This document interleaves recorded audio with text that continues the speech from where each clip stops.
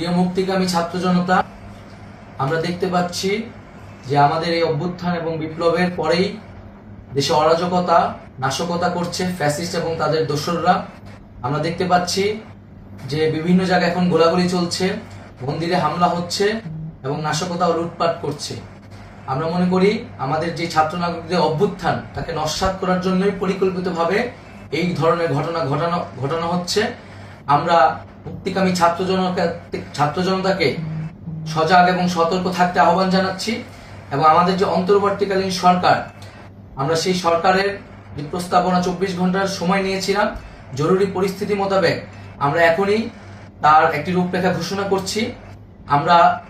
আমরা সিদ্ধান্ত নিয়েছি যে সর্বজন গ্রহণযোগ্য আন্তর্জাতিক খ্যাতিসম্পন্ন নোবেল পুরস্কার বিজয়ী ডক্টর মোহাম্মদ ইউনূসকে প্রধান উপদেষ্টা করে অন্তর্বর্তীকালীন সরকার গঠন করা হবে এবং ডক্টর মোহাম্মদ ইউনূসের সাথেও আমাদের কথা হয়েছে।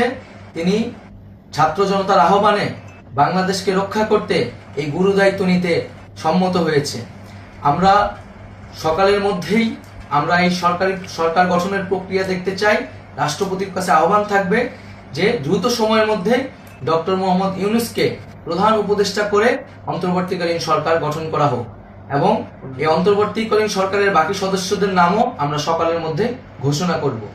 প্রিয় বন্ধুগণ, দেশে যে অরাজকতা চলছে, মানুষের জীবনের নিরাপত্তাহীনতা চলছে, সেজন্য আমরা রাষ্ট্রপতির কাছে আহ্বান জানাচ্ছি দেশে আইন শৃঙ্খলা পরিবেশ ফিরিয়ে আনার জন্য দ্রুত সময়ের মধ্যে কার্যকর ব্যবস্থা নিতে হবে এবং আইন শৃঙ্খলা বাহিনীকে সহযোগিতা করার জন্য মুক্তিকামী ছাত্র জনতাও রাজপথে থাকবে এবং অন্তর্বর্তীকালীন সরকার গঠন না হওয়া পর্যন্ত মুক্তিকামী ছাত্র জনতাকে রাজপথে থেকে তাদের যে অভ্যুত্থান, সেই অভ্যুত্থানকে রক্ষা করতে হবে। প্রিয় বন্ধুগণ, আমরা রক্ত দিয়েছি, শহীদ হয়েছি।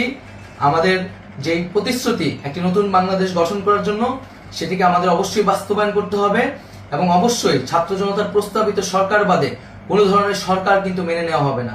আমরা বলেছি কোনো ধরনের সেনা শাসিত সরকার অথবা সেনা সমর্থিত সরকার অথবা এই ফ্যাসিস্টদের দোসরদের কোনো বি টিম সরকার কিন্তু আমরা মেনে নেব না। কোনো গণবিরোধী সরকারকে মেনে নেওয়া হবে না। ছাত্র জনতার অভ্যুত্থানকারী যে প্রস্তাবিত সরকার, অন্তর্বর্তীকালীন সরকার, যেটা আমরা সিদ্ধান্ত উপনীত হয়েছি ডক্টর মোহাম্মদ ইউনূসকে প্রধান উপদেষ্টা করে এই সরকার গঠন করা হবে, সেই সরকারকেই বাস্তবায়ন করতে হবে অবিলম্বে।